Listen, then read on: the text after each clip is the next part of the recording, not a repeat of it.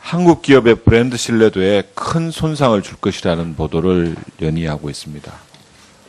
본 의원 역시 무한 경쟁의 국제 무대와 4차 산업혁명 앞에서 새로운 성장 동력을 찾고 또 신규 사업과 투자 계획에 골몰해야 될 대한민국의 대표적 기업의 책임자분들과 이런 청문회 자리에서 마주하고 있다는 사실이 너무나 안타깝습니다. 하지만 많은 국민들은 미르나 K스포츠 재단의 출연금들이 정치 권력과 우리 기업 간의 금은 연결고리가 아닌가 의심하고 있습니다. 오늘 이 자리가 이를 정확하게 좀 밝히고 우리 한국 경제의 불확실성과 새롭게 도약할 수 있는 정경 요처의 고리를 끊는 그런 자리가 되기를 소망하면서 질의를 시작하겠습니다. 우리 이재용 부회장님께 질의하겠습니다. 부회장님께서는 2015년도 7월 25일, 2016년도 2월 17일 두 번에 걸쳐서 대통령과 독대한 사실이 있습니다. 맞습니까? 예. 그 자리에서 대화 도중에 대통령으로부터 문화 융성과 체육 발전을 위한 자금 출연 요청을 받은 사실이 있습니까? 당시 문화 융성, 스포츠 발전을 위해서 기업들도 열심히 지원을 해주는 게 우리나라 경제 발전이나 관광 산업 발전을 위해서 좋은 일이라고 지원을 아낌없이 해달라는 말씀은 계셨습니다. 그 요청을 받았을 당시에 우리 부회장님께서 이것이 강압적이거나 강요당하고 있다는 생각은 하셨습니까? 사실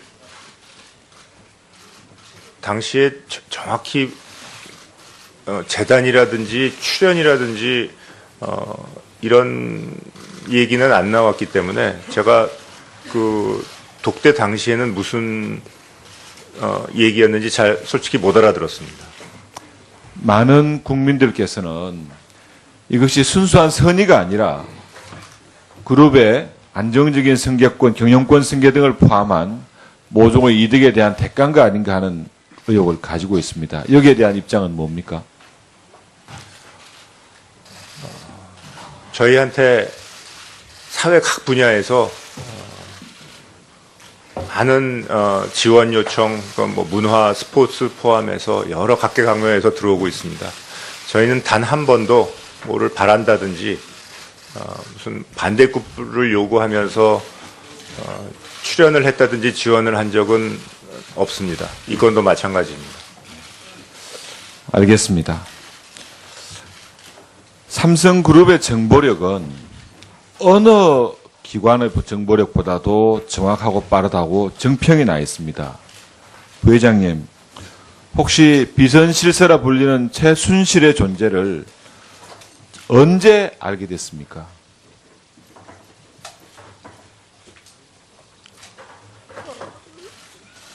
정확한 기억은 안 나지만 언제 알았는지 정확히 기억은 대략적으로도 모르시겠습니까? 기억이 안 나십니까?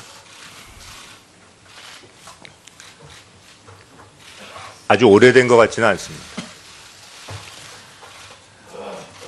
지금 삼성은 다른 재단에 출연한 여타 대기업과는 달리 최순실 일가에 대해서 100억대 이상의 개별적인 지원을 한 사실이 드러났습니다.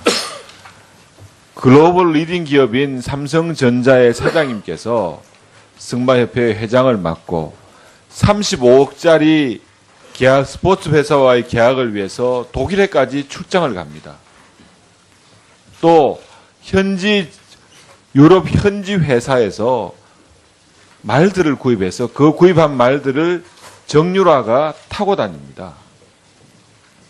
이런 사실들은 그뿐만 아니라 정유라가 국제 스포츠 그 마장 마술에서 등위가 몇 등 정도 되신 줄 아십니까?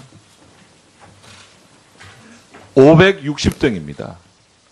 현재 560등짜리 선수를 2020년도에 올림픽에 2018년도 올림픽에서 메달을 따게 하기 위해서 그렇게 많은 투자를 승마협회 차원에서 했다고 얘기를 합니다. 이해하기 어려운 사항이 아닌가 생각이 들고요. 우리 조양호 회장님한테 한 말씀 드리겠습니다. 회장님 누구보다도 이번 평창 동계올림픽의 성공을 위해서 열정적으로 2014년도에 조직위원장으로 취임하신 이후 일하셨다고 얘기를 들었습니다. 맞습니까? 네, 맞습니다. 보도에 의하면 지난 5월 2일 김종덕 전 문체부 장관으로부터 사퇴해달라는 압력을 받은 사실이 있습니까? 사퇴하라는 통보를 받았습니다. 그 이유를 물어보셨습니까? 물어보지 않았습니다. 저는 우리 이 한진그룹의 조양호 회장님께서 누구보다도 올림픽의 성공을 위해서 열정적으로 일했음에도 불구하고 미루어 짐작한 데는 최순실 등을 포함한 여러 재단과 스포츠 재단, 블루케이 등의 업체 등과의 불편한 관계로 인해서 그 자리에서 물러난 것으로 알고 있는데 그렇게 이해해도 되겠습니까? 저는 실질적으로 그런 얘기를 최근에 신문지상에서만 알았기 때문에 정확하게 대답을 할 수가 없습니다. 네, 이만희 의원님 수고하셨습니다. 다음은 더불어민주당 손혜원 의원님 질의해 주십시오. 네, 마포을 지역의 손혜원입니다. 이 삼성에는 그룹의 컨트롤 타워인 미래전략실이 있습니다. 과거 구조조정본부라고 불렸던 조직으로 막강한 권한을 가지고 있고 그룹의 방향과 전략을 총괄 지휘하고 있는 조직입니다. 최근 삼성 갤럭시 노트 7 리콜 사태, 사실 이번 리콜 사태의 근원은 미래전략실이었습니다. 애플 아이폰 7 출시 한 달 전에 갤럭시 노트 7을 급히 출시한다는 결정이 미래전략실 주도하에 내려졌고 각 계열사는 무조건 이에 따라야 하는 경직적 조직 문화가 대량 리콜 사태를 초래했습니다. 오늘 저희가 다룰 삼성물산 제일모직 합병도 총수 일가의 비선 실세라 할 수 있는 삼성 미래전략실에서 추진한 일입니다. 이 참고인으로 모신 김상조 교수님은 삼성그룹 지배 구조에 대한 국내 최고의 전문가로 알고 있습니다. 삼성그룹의 의사 결정 구조를 좀 더 구체적으로 국민들이 잘 알 수 있게 설명해 주시겠습니까? 예. 삼성그룹의 의사결정은 각 계열사의 이사회에서 이루어지는 것이 아니라 미래전략실에서 이루어지는 걸로 알고 있습니다. 그룹의 컨트롤 타워인 미래전략실은 막강한 권한을 행사함에도 불구하고 이에 대한 책임을 지지 않고 있습니다. 바로 그렇기 때문에 많은 경우 무리한 판단을 하게 되고요. 이것이 심지어는 불법행위로 이어지는 경우도 없지 않다고 생각을 합니다. 네, 감사합니다. 합병 전 삼성물산은 자사주를 보유하고 있었습니다. 원래 자사주는 표결 권한이 없습니다. 그래서 합병 상대인 제일모직의 대주주 KCC의 자사주 전체 5.76%입니다. 전체를 팔아 넘겼고 물론 KCC는 합병에 찬성을 했습니다. 이재용 부회장님, 그때 왜 파셨습니까? 전 아까 손 의원님께서 말씀하신 노트 7 관련해서 저희 제품을 사랑해 주시고 많은 기대를 가지셨던 저희 소비자분들께 저희가 그것도 실망을 안겨드려서 정말 송구한 마음을 갖고 제 있고 시간이라 좀 시간이 없습니다. 제 질문에 딱 대답을 해주셨으면 좋겠습니다. 왜 파셨습니까? 5.76% 자사주? 제가 정확한 경위는 모르고 당시 삼성 물산 합병 전에 이루어진 일로 네, 기억하고 알겠습니다. 있습니다. 그러면 나중에 이 PPT는 화면들 봐주시고요. 그것을 매각하지 않으면 합병이 어려울까봐 그러셨던 거 아닙니까? 언론 보도에 따르면 처음에 부회장님은 반대하셨다고 들었습니다. 혹시 그거는 기억나십니까? 그것까지 팔아야 되는가라는 의견을 내셨다고 알고 있거든요. 생각나십니까? 짧게 대답해 주십시오. 제 의견이 어떻든 간에 모든 일에 있어서 저희 회사에서는 각 회사의 CEO분들과 주요 경영진분들 이렇게 모아서 협의를 누가 하고 자사주를 팔라고 했습니까? 한 방향으로 이 방향이 결정이 되면 그 개인의 의견은 상관없이 저희 다 노력하고 있습니다. 누가 팔라고 그랬습니까? 혹시 김종중 사장이 팔라고 하신 거 아닙니까? 김상조 교수님, 이것도 한번 확인해 주십시오. 누가 팔라고 했습니까? 제가 김종중 사장을 만났을 때, 김종중 사장으로부터 미래전략실 임원들이 자사주의 매각을 강력히 공고했는데 이재용 부회장께서는 초반부에는 거부 의사를 보이시다가 마지막 순간에 팔게 되었다라고 제가 들은 바가 있습니다. 혹시 나 뜨거운 일이라 이 부회장께서는 거부하신 건 아닙니까? 너무 뻔한 거기 때문에 남들이 다 보는 것인데 이것까지 팔면서 이렇게 이 합병을 성사해야 되는가 부끄러워서 하신 건 아닙니까? 의원님, 송구스럽지만 아직 합병한 지 1년이 조금 넘었습니다. 조금 기다려 주시면 이게 올바른 결정이었다는 걸 저희가 네, 알겠습니다. 증명해 드리고 네, 알겠습니다. 그러면 다시 한번 또 묻겠습니다. 삼성 물산 합병 보고를 처음 받은 시기는 언제입니까? 이것도 잘 생각 안 나실 것 같으네요.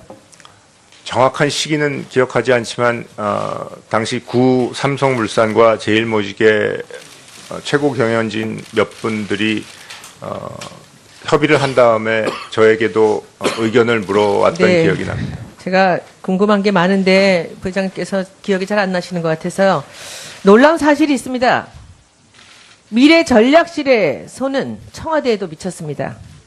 지난 국민연금공단 기관 보고 때도 말씀드린 내용으로 이미 2015년 5월 말 삼성물산 합병 계획이 발표되기 한 달 전 4월에 청와대에 지시가 있었습니다. 이것은 2016년 11월 29일 한겨레 보도를 참고하시기 바랍니다. 당시 청와대 경제수석은 이번 박근혜 최순실 사건의 각종 지시를 충실하게 이행한 안종범이었습니다. 삼성물산 합병 건도 예외가 아닙니다. 저희 의원실에서 조사한 바에 의하면 안종범은 홍완선과 서로 잘 모르는 사이였다고 합니다. 그래서 자기와 오래전부터 친한 사이였고 자기가 청와대로 끌어들인 김진수 보건복지 비서관을 통해 홍완선에게 지령을 내렸다고 합니다. 그리고 당시 복지부 장관이었던 문영표에게도 물밑 작업을 위한 협조를 요청했다고 합니다. 홍완선 이사, 김진수 보건복지 비서관으로부터 삼성물산 합병에 관해 무슨 지시를 받았습니까? 예, 일체의 지시를 받은 사실이 없습니다. 모든 국민이 지켜보고 있습니다. 청문회장입니다. 허위 진술 시 위증죄로 처벌됩니다. 그렇게 대답하실 줄 알았습니다. 이미 삼성은 합병 훨씬 이전인 작년 4월부터 최순실이 청와대가 되었던 이미 합병 문제를 알리고 사전 작업을 치밀하게 추진해 왔다는 정황이 있습니다. 청와대 안종범도 이미 4월에 합병권을 알고 작업을 했는데 이재용 부회장은 당연히 4월 전에 모든 것을 알고 있었겠지요. 이재용 부회장님, 삼성은 세계를 선도하는 글로벌 기업입니다. 세계적인 기업의 부회장이 이런 일을 했다는 것은 비겁한 일입니다. 의원님, 그렇지 않습니다. 계속해서 삼성에서 이런 일이 발생하고 있는 것은 기존 재벌 시스템의 한계를 보여주는 일이라고 생각합니다. 김상조 교수님, 여기에 대해서 한 말씀 해주시고 그리고 이재용 회장님 마무리 말씀하실 거 있으면 얘기해 주시기 바랍니다. 예, 삼성그룹은 자신의 성공을 황금의 삼각축으로 설명합니다. 회장의 영도력, 미래전략실의 기획력, 그다음에 계열사의 전문 경영력.